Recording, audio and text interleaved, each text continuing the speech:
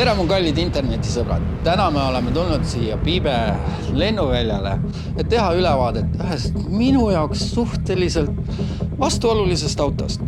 Ühes mõttes ta meeldib mulle, teises mõttes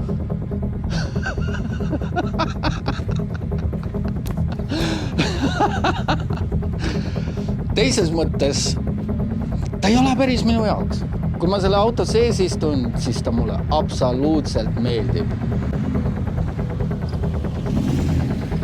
Aga nagu ma sealt välja tõusen, ta ei ole minu jaoks.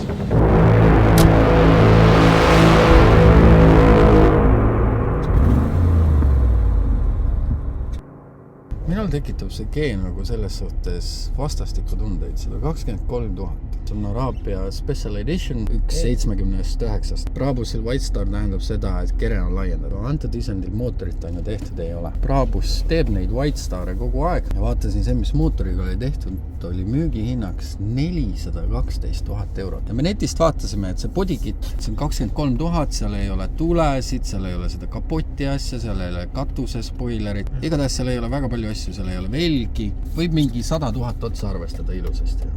Mingi 250 kuni 300 000 on maksnud selle auto eest keegi, kui ta selle uuena ostis. Ja sina maksid selle eest natukene alla 100 000 ja ta on 2010. Tal on ümmarguselt 510 heppa. Veider on see, et kui ta nagu Emiraatide turule on tehtud, siis kuidas ta üldse Euroopasse on sattunud?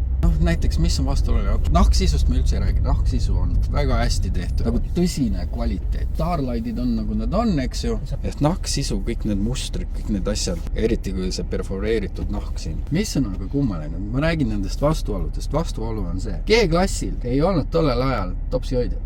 Sa maksid auto eest 127 000 oma kohvi ja oma jook. Kedagi kotikuhu sa selle paned.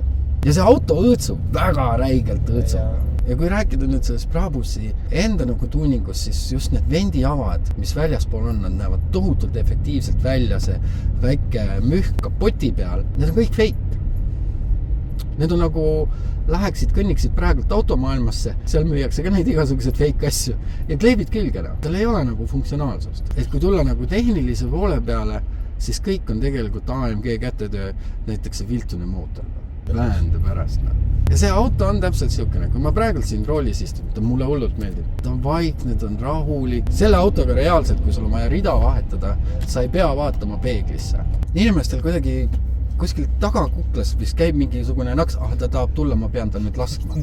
Ja ta ei ole linnamaastur, vaid ta on maastur. Ta on reaalne maastur. Sa võid sellega minna jahile. Sa võid oma lambaid minna karjatama põllu peale või lehmasid kallistama või mida iganes. Aga erinevad nagu Range Roverist on hullult edev. Ja üks asi, mis selle autoga on vastuolus, tal on sitaks ju 2600 kilogrammi. Ta veel mahub sellesse 5 kilo klubisse. Auto ostu üldreegel on, kui sul on iga hobujõu kohta maksimumis 5 kilogrammi, siis on ta lõbus auto. See on kuldne reegel. Kui ta kaalub sellest vähem, siis hakkab juba hullumeelsuseks minema. Aga siin see nagu naljakas asi ongi, mis mina selle autoga olen õppinud, et kui sa hakkad kiirendama, see ei ole midagi. Aga kui sa lased gaasist lahti, see on see moment, kus sa pead taga tööd tegema. Sa ei tea, kuhu poole ta hakkab ennast tõmbama. Ta kohta ei ole midagi muud halba öelda, võib-olla see, et ta jäikus on ja raputab hullult. Kiirendus 0-100 on 4,9, see on nagu kast, neid kutsutakse kirstudeks. Oled kirstule ratta taha, keskab mingi räige V8 mootori ja siis lased alla 5 sekundina. Ja siin tuleb see teine vastuolu, mis mul selle autoga on. See auto on kirst, ta kaalub 2600, ta kiirendab alla 5 sekundi. Ja kui sa selle pidureid vaatad, siis sa mõtled, et kas ma seisma ka jään? Siin on 100 000 eest autot. Sest eile, kui ma küsisin sinu käest, et kahetsed seda ostu ka, siis ütlesid mulle, et võib-olla oleks võinud natukene rohkem maksta ja oleks saanud uuema kere. See näitabki nagu seda mentaliteeti inimesed, kes ostavad neid autosid, neil on suhteliselt pohhu, mis kuskil foorumites kirjutatakse või keegi kuskil midagi kaagutab. 100 000 on juba see klass nagu, et I don't fucking care, kui sul on 100 000 nagu vaba cashi.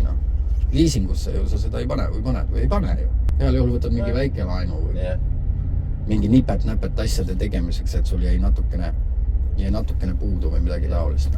Aga see on just siukene auto, et siin võib rääkida just sellest Brabusi ilusast oranžist sisust ja sellest kvaliteetsest tööst ja me võime rääkida sellest White Star bodykitist ja sellest, et kuidas tal need vendiavad on feigid ja kõik need tuled ja asjad. Mul on nagu siiralt kahju on. Eestis omada seda autot, sa ei saa seda täisfunktsionaalsusest, sest tegelikult ta on natukene paabulinu auto, kellel on nagu suled ja viled ja diskod ja särgid asjad peal, aga sa ei saa neid kasutada. Ei neid ülemisi lampe, ei alumisi udulampe, ei astmelaualampe. Sa pead hullult mingit nuppe ja programmeerimisi asju tegema. See, et sa default panid autovõtmest käima ja sõidatad täpselt niimoodi, nagu Mike ette kujutas, et ta peaks välja nägema. Eestis sa sellega sõita ei saa. Kui sa just ei pane teda Läti registrisse. Ja, siis on... See nagu näitab seda, et meie Eesti ülevaatus ja kõik see terve jama on nii aegunud. Keda see nagu kaitseb see, et see on umbes enam-vähem niimoodi, et su auto näeb liiga edev välja, et mõni inimene võib kadedust tunda, et me paneme nüüd seadusega sulle bloki peale. Aga see ongi selle auto point, kes iganes ostab selle autot, tal on pohhui. Ta ei ostnud seda autot sellepärast, et ma tahaksin nüüd oma oranži sisuga minna lõpsma sinna lehmasid või oma valduseid üle vaadata või mida iganes. Ta ostabki sellepärast, et ta tahab ennast edevalt tunda, ta tahab olla teissugune. Ja selle auto värv on fantastiliselt ilu. Üks kõige ilusamaid värve, mida ma tean. Sest istudes nagu i8 roolis, siis oli kogu aeg see, et saaks kuskil vajutada ja mida iganes. Sellega on lihtsalt see, et ma tean, et see jõud on seal olemas, aga ma ei tunne vajadust kasutada seda. Nüüd me saame jälle tunda seda ainukest etteheidet, mis selle autoga on. Kõikidest autodest, sul on üks i8, siis sul on see, eks ju, ja siis sul on 7. Kui elu lõpuni sa peaksid ühega neist sõitma, millega sa sõidaks? i8. Täpselt. Ja see on nii veider. Ja ma eile ütlesin ka sulle, et inimesed, kes räägivad i8 alla, ei ole taga lihtsalt mitte kunagi sõitnud igapäevaselt. Ja kui nad isegi on sõitnud taga igapäevaseks, siis nad ei ole kunagi ühegi M-autoga sõitnud igapäevaselt. Hooldanud seda, maksnud seda kütusekulu ja kõike seda. Ja selle kütusekulu on ju täpselt samamoodi, on täiesti üüratu ju. Filmimise jooksul võib-olla oleme läbi sõitnud mingi, kujutan ette 60 kilti, 50 kilti või? Ja mis sa ütlesid, 27 liitrit kütust juba. Nüüd ökonoomne auto ta ei ole. Ta ei ole inimesele, kes loeb raha. Sa võid süüa küpsis, sa võid süüa makarone või mida iganes, aga kui on aeg tankida, siis sa lihtsalt maksad. Sa võid kõige peale, sa võid, ma ei tea, naisele osta säästu suppükse, kinkida talle odavaid nelke, viia teda sööma ainult McDonaldsisse, aga kui aeg autoga sõita, siis sul on puhvi. Ja kui ma mõtlesin, et ma hakkan seda nagu jutustamise segmenti tegema, siis ma nagu reaalselt mõtlesin, et üks koht on kindlasti see, et kui siin nüüd tiksun vaikselt, et siis on talda vajutada. Ma ei viitsi. Lihtsalt see teadmine, et see jõud seal olemas on. Sest ma tean, see on auto, millega mul meeldib sõita, auto, mida ma endale ei osta, sest ma ei saa endale lubada. Ma kujutan ette, mul peaks olema mingit vaba raha miljon, et ma maksaks 100 000, et kuskil seisaks mul lihtsalt. Sina ostsid ta rendi jaoks. Et pulmadeks ta on 300 € on päev. Kui sa tahad endale võtta 1 päevaks lõbusõiduks, siis sa maksad ta eest 4 sotti. Kui ta ei oleks Brabus, kui ta ei oleks selle sisuga, selle laega ja nende laienditega, siis ma ei ostaks. See oleks jumala plank. Kõik need nupupaigutused, need kojamehed on nagu... What the fuck, no? Ma ei tea, kui see käigukast on ka siuke... Ta on nii uimane. Sa pead suhteliselt nagu ennetama seda starti, sest ta võtab ikka mingi sekund, 1,5 aega enne, et lähme. Kui sa viskadki ta käsi vahetuse peale, mis mulle ei meeldi, on see, et ta ikkagi hakkab käike vahet. Ja sa ei saa talt veojõu kontrolli täiesti välja sõitada. Aga üldiselt, kui sa ta sisse istud, siis ta on nagu mersu sõiduauto. See, et sul on ülihea vaade, sul on ruumi, katuseluuk. Aga jah, just sellised nagu väiksed asjad, et kui me tegime karbonist, tegime selle, et miks me ei võinud seda teha karbonist. Siia nagu mõned sellised nagu odavad detailid on nagu millegi pärast jäetud. Tümm on tal ju hea ja tal on kõik asjad olemas, tal on püsikiiruse hoidja ainult, elektriistmed, istmesoojendused, ventileeritavad istmed, kõike, mida sul on vaja, eks. Tal ei ole nagu midagi väga sellist high-tech'i, et nüüd mul on mingi hull tehnoloogia siin. Aga samas nagu tal, ei jää puudu ka milleski. Ja nagu neil kõigil tolle ajastu autodel on tal see tobe piiraja.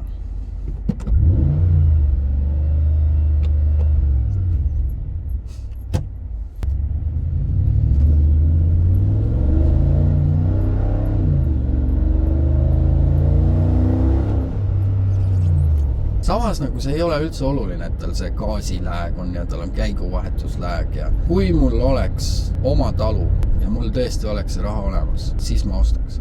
Aga kui ma elaksin linnas, isegi kui mul oleks linnas oma maja ja teen lihtsalt linnasõite, siis mina teda ei ostaks. Aga siis ma ostaks kindlasti kollektsiooni. Need surevad metsades ära lõpu. Neid jääb kogu aeg vähemaks ja vähemaks. Ja see veel on neid viimaseid, mida ei ole ära rikutud. Ta on robustne, sest uus G enam ei ole robust. Uus G ongi luksusmaastur, millega linnas viia koju oma lapsed. Ja nii paljud on öelnud, ära osta endale uut G-d. Paljud enam ei loe seda uut G-d G-ks.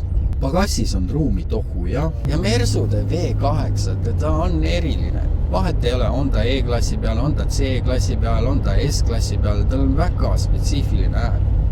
Sa juba kaugelt tunned ära, et nüüd tuleb mingi Mersu tuleb.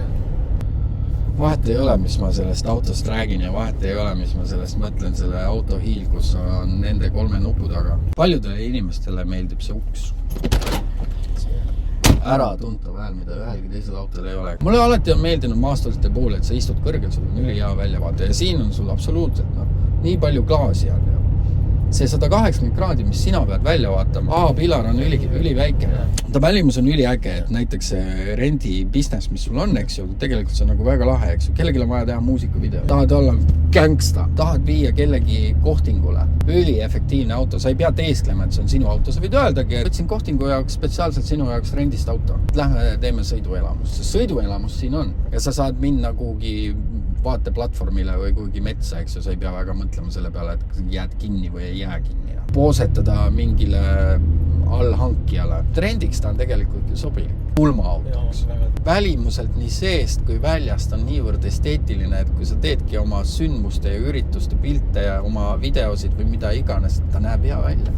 Kui ma vaatan ennast siit täpselt siit samast kaamerast ja vaatan seda Starlighti enda peal ja seda oranži sisu ja Brabussi logo ja ma olen fucking hea välja siin. Hullult hea välja. Aga ma räägin, seda on hästi raske sõnadega edasi viia. Kui sa siin autoroolis istud, mitte et ma nüüd seda kiidaksin kuidagi heaks. Sa saad natukene teiste asjadega tegeleda. Sa ei pea nii palju muretsema oma sõitmise pärast. Ma räägin, inimesed lähevad eest ära. Sest keel on alati mingisugune prestiiž on kaasas. Aga mille eest ma siin raha maksan?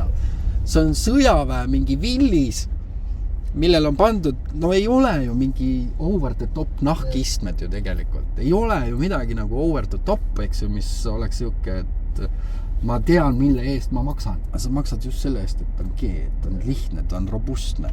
Ma räägin, see auto tekitab vastastikuseid tundeid. Ja kui peaks võtma seda ühe lausega kokku selle vastastikuse tunde, tahaks omada ühte, aga mul ei ole raha.